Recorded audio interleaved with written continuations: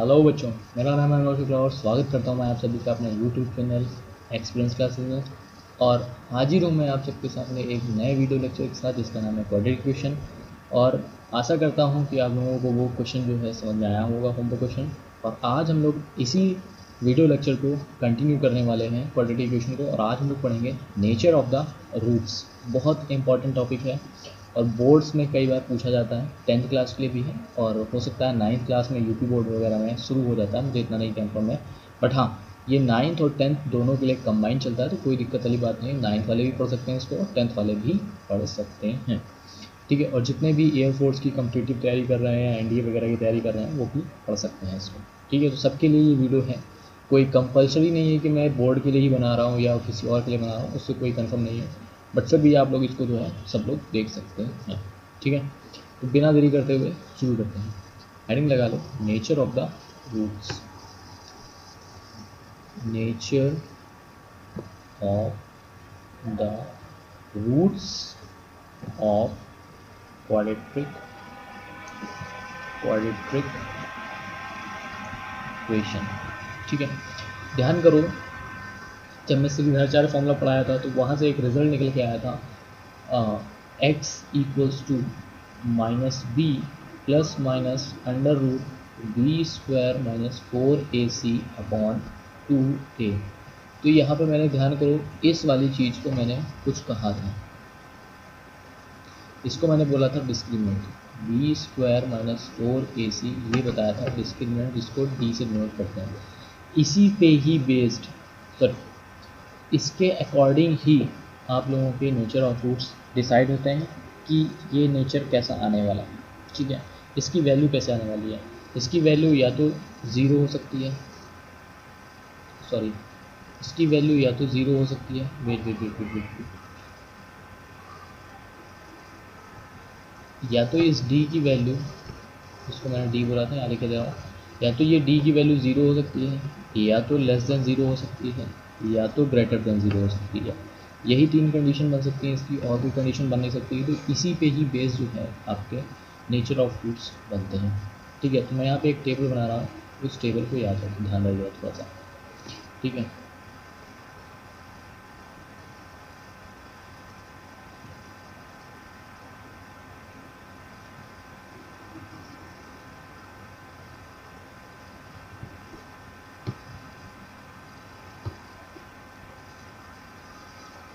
Okay, सो यहाँ पे मैं लिखूँगा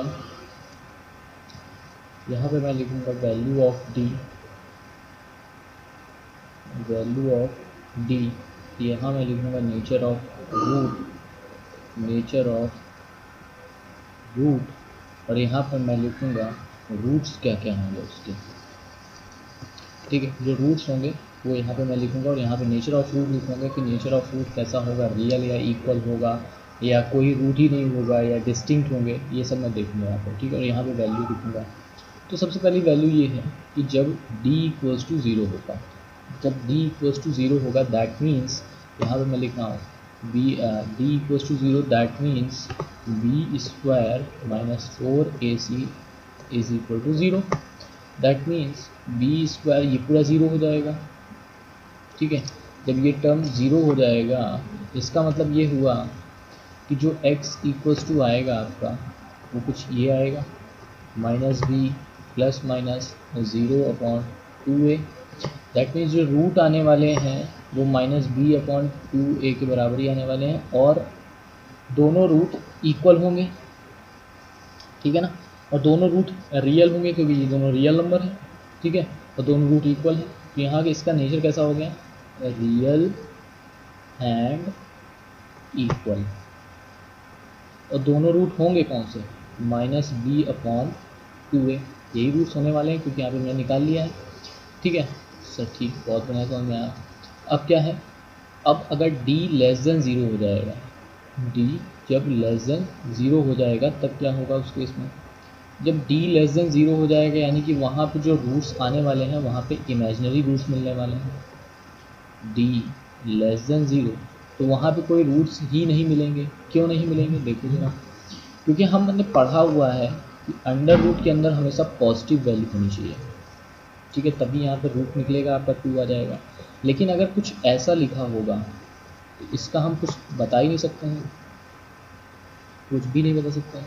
हाँ, 12th क्लास में चैप्टर का नाम है complex number, sorry 11th class में, उसमें आप लोग कॉम्प्लेक्स नंबर है, वहाँ पे नेगेटिव रूट्स पढ़ेंगे। ठीक है, नेगेटिव वैल्यू का रूट्स कैसे निकालते हैं वो सब 11th पढ़ेंगे, अभी नहीं जानते। तो अभी हम कुछ नहीं जानते तो इसके बारे में कुछ कह नहीं सकते हैं। यानी कि जब ये अंदर वैल्यू नेगेटिव हो जाएगी तो वहाँ पे कोई रूट्स ही नहीं मिलने वाले हैं। जब कोई रूट्स नहीं मिलेंगे तो यहाँ हम लिखेंगे no real roots, no real roots, या इसी को बोलते हैं इमेजिनरी रूट्स, इमेजिनरी रूट्स। और यहाँ पे कोई रूट्स नहीं मिलेगा, इसलिए नन। जब d ग्रेटर देन 0 होगा तो वहाँ पे real and distinct root, distinct मतलब अलग होंगे। यहाँ पे दोनों इक्वल थे और यहाँ पे डिस्टिंक्ट मतलब अलग अलग हैं। और रूट्स क्या होंगे, वो ये होंगे -b plus minus under root D upon 2a। और यहाँ पे d क्या है, b square minus 4ac upon 2a। ये हम लोग देख चुके हैं पहले। तो सबसे पहली कंडीशन हम लोग देख चुके हैं। दूसरी कंडीशन हम लोगों ने ये पढ़ी कि d = 0 होंगे तब कौन से रूट्स होंगे, -b अपॉन 2a होंगे और रियल एंड इक्वल रूट होंगे, वो भी हमने अभी निकाल के देख लिया। तो अब इस पर बेस्ड कुछ क्वेश्चन कर लेते हैं और फिर देखेंगे क्वेश्चन कैसा बन सकता है। और बेटा ये बहुत ही इंपॉर्टेंट टेबल है, ये बहुत इंपॉर्टेंट टेबल है। ठीक है, बोर्ड्स में इस पर क्वेश्चन पूछे जाते ही हैं, पूछे जाते हैं। तो इसको कन्फर्म तैयार कर लीजिएगा कि जब d की वैल्यू 0 होगी तब कैसे रूट्स होंगे, और d जब लेस देन 0 होगा तो कैसे रूट्स होंगे, जब d ग्रेटर देन 0 होगा तो कैसे रूट्स होंगे। ठीक है, ये कंडीशन जरूर याद रखनी है आपको, एनी हाउ। ठीक है, सो एक क्वेश्चन देखते हैं और उसकी मदद से हम लोग ये तीनों चीज़ें सीख लेंगे। क्वेश्चन कह रहा है find the nature of the roots of the roots of the quadratic equation of the quadratic equation। और quadratic equation क्या है, 4x² minus 5x plus 3 = 0। हमें इसके नेचर निकालने हैं, इसके जो रूट्स होंगे वो कैसे होंगे, रियल इक्वल होंगे, रियल डिस्टिंक्ट होंगे या इमेजिनरी होंगे, ये हमें निकालना है। तो इसके लिए क्या करते हैं, हमेशा d निकालते हैं। और d की वैल्यू क्या होती है तो फॉर नेचर ऑफ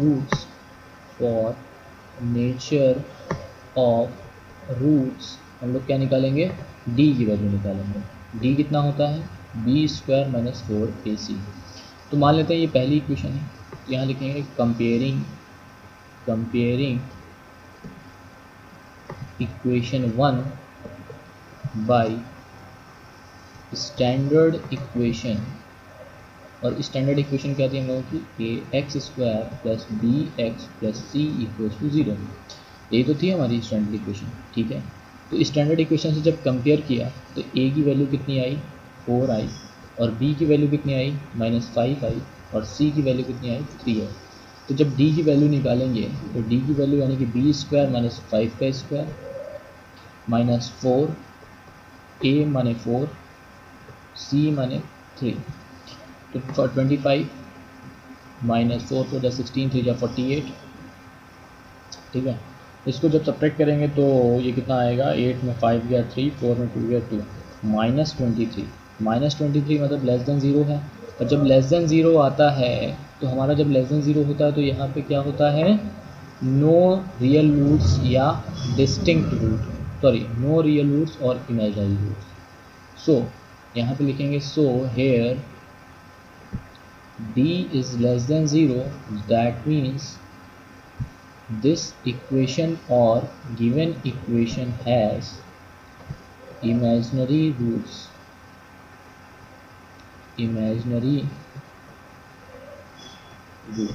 बस इतना ही करना है। एक बार इस क्वेश्चन को दोबारा से देखिए, क्या कह रहा था, find the nature of the roots. जब कभी हमें नेचर ऑफ द रूट्स निकालने पड़ते हैं तो उस केस में हम लोग क्या निकालते हैं, केवल d की वैल्यू निकालते हैं। इस d की वैल्यू केवल हमको निकालनी है। जब d की वैल्यू निकालनी होगी तो d की वैल्यू मतलब b² - 4ac निकालना होगा। अब b कहाँ है, 4a, b क्या होता है, a क्या होता है, c होता है। तो उसके लिए हमने क्या किया, इस इक्वेशन को, जो इक्वेशन नंबर 1 है, इसको हमने स्टैंडर्ड इक्वेशन से कंपेयर कराया। जब कंपेयर कराया तो ए की वैल्यू कितनी हो गई 4, बी की वैल्यू कितनी हो गई -5 और सी की वैल्यू कितनी हो गई 3। विद साइन लेंगे। सबसे पहली बात विद साइन लेना है हम लोगों को। जब विद साइन लिया तो यहाँ से जब डी की वैल्यू निकाली तो -5 का स्क्वायर -4 इंटू ए इंटू सी, ठीक है। -5 का स्क्वायर, माइनस का स्क्वायर कुछ भी करो प्लस में ही आना है, तो -5 का स्क्वायर हो गया 25 और ये हो गया 48। ये सेपरेट किया तो -23 आया। -23 0 से छोटा होता है और जब d लेस देन 0 होता है तो उस केस में हमें कोई भी रूट्स नहीं मिलते हैं, यानी कि इमेजिनरी रूट्स मिलते हैं। बस इतना करना था, वो हमने कर दिया, ठीक है, बहुत बढ़िया। अब हमें क्या करना है, अब हम करने जा रहे हैं एक क्वेश्चन, बहुत ही शानदार क्वेश्चन करेंगे और वो क्वेश्चन पूछा गया है CBSE में, ठीक है। So let me right the question. So question ये है, एग्जाम्पल, और ये CBSE में बेटा पूछा गया है। तो क्वेश्चन ये है, if the roots of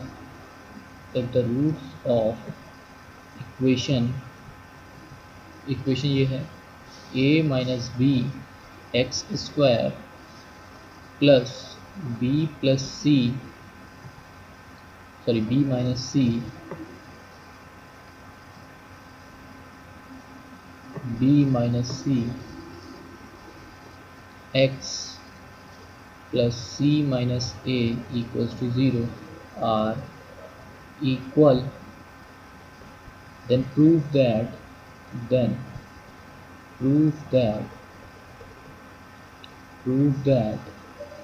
b plus c equals to 2a। हमको ये प्रूव करना है। क्वेश्चन क्या कह रहा है, एक क्वेश्चन को दोबारा पढ़ो। At the roots of the equation, ये इक्वेशन है, इस इक्वेशन के जो रूट्स हैं वो इक्वल हैं।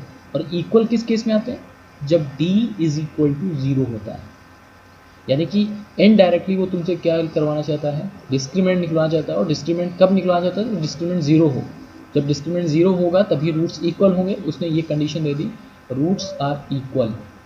तो when the roots are equal that means d equals to 0, यानी कि इस इक्वेशन का डिस्क्रिमिनेंट निकालना है। तो यहाँ पे हम लिखेंगे सॉल्यूशन। इक्वेशन क्या है हम लोगों के पास, गिवन इक्वेशन क्या है, a minus B x square plus b minus C x plus c minus A equals to 0। मान लेते हैं ये पहली इक्वेशन हमारे पास। Compare the equation 1 with standard equation. और स्टैंडर्ड इक्वेशन क्या होती है, a x square plus b x plus c. हालांकि यहाँ पे a पहले से दिया हुआ है तो मैं यहाँ पे कुछ अलग कोफिशिएंट ले लेता हूँ। तो अलग कोफिशिएंट लेंगे तो क्या कुछ भी मान लेते हैं P X square plus Q X plus R equals to 0। यानी कि यहाँ से p की वैल्यू कितनी आ गई हमारे पास, a माइनस बी, और q की वैल्यू कितनी आ गई, b प्लस सी, और r की वैल्यू कितनी आ गई, c माइनस ए। और हमें यहाँ पे कंडीशन क्या दी हुई थी, roots are equal. So when roots are equal that means d equals to 0। और d क्या होता है, b square minus 4ac। That means यहाँ लिख सकते हैं q square minus 4 into P into R, ये लिख सकते हैं, ये 0 होना चाहिए। q की वैल्यू कितनी है, b प्लस सी का होल स्क्वायर माइनस 4, और p कितना है, a माइनस बी, और r कितना है, c minus A equals to 0। अब करना कुछ नहीं, बस इसको सॉल्व करना है। तो देखिए मैं इसको सॉल्व कर रहा हूँ। b प्लस सी का whole square that means B square plus C square plus 2bc, simple, minus 4 ऐसे रहे दो, इन दोनों को मल्टीप्लाई कराएंगे तो ये हो जाएगा ac minus A square minus B C plus A B. कोई दिक्कत, ए स्क्वायर, हाँ ठीक है, बी सी, और ये हो गया इक्वल्स टू 0। दैट मीन्स यहाँ लिख सकता हूँ मैं B square plus C square plus 2bc, और फिर इस 4 का अंदर मल्टीप्लाई करा दूँ तो minus 4ac plus 4a square plus 4bc minus 4ab equals to 0। हमको एक्चुअली में प्रूफ क्या करना था, b plus C equals to 2a proof करना था। यहाँ से जो कट रहा है उसको काटेंगे पहले, और जो नहीं कट रहा है उसको नहीं काटेंगे, कोई दिक्कत नहीं है। तो देखो देखते हैं, अगर ठीक से देखो तो यहाँ पे 4a², ठीक है, वेट लेट मी सी क्या कर सकते हैं, इसमें से कुछ कॉमन आ रहा है, हाँ ठीक है। देखो अब मैं यहाँ लिख सकता हूँ 2bc 4bc, कितना हो गया 6bc, ठीक है।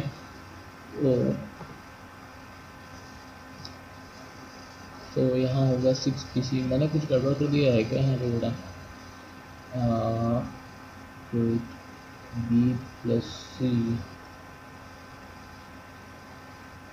एक्चुअली में ये b माइनस सी है और यहाँ पे मैं b प्लस सी लिख रहा हूँ, तो इसको एक करेक्ट कर लो। यहाँ भी मैंने ठीक किया था, यहाँ पे बीच में कहीं, हाँ ये b प्लस सी लिख दिया है मैंने, यहाँ पे b माइनस सी कर दो इसको, ठीक है, थोड़ा सा गड़बड़ हो गया है। तो ये हो जाएगा b माइनस सी और यहाँ भी b माइनस सी हो जाएगा, ठीक है। तो ये b माइनस सी हो गया और यहाँ भी b माइनस सी हो गया। अब जब b माइनस सी का होल स्क्वायर खोलोगे तो a² plus b² minus 2bc होगा, 2bc, तो यहाँ पे भी मैं इसको 2bc कर दे रहा हूँ। अब ठीक से देखना, ये 4bc, ये माइनस 2bc, तो आ गया आपका ये b² plus c² plus 4a², ये बन गया आपका माइनस 4ac माइनस 4ab, और ये बन गया आपका प्लस का 2bc।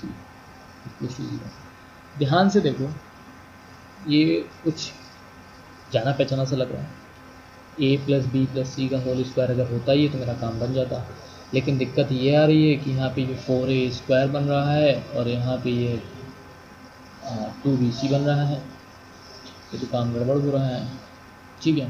तो करेंगे कुछ नहीं, बस हमें केवल और केवल इतना करना है कि इस पूरे सवाल को a प्लस बी प्लस सी का होल स्क्वायर बना देता है।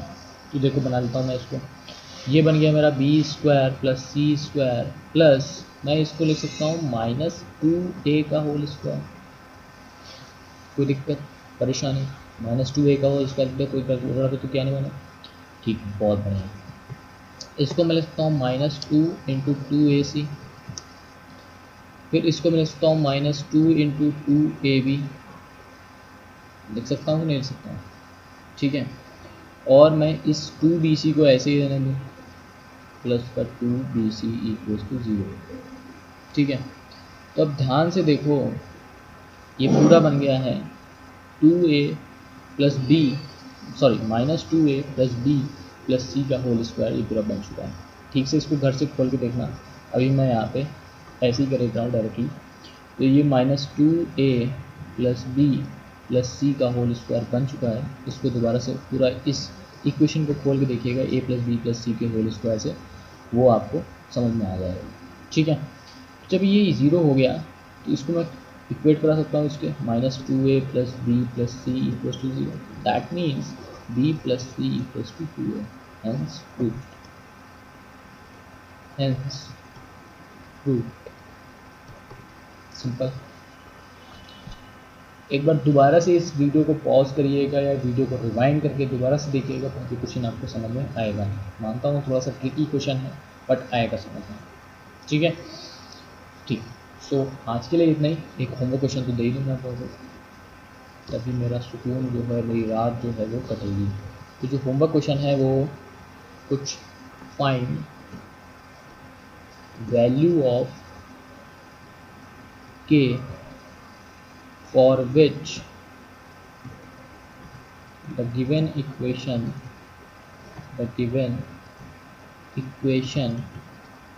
has,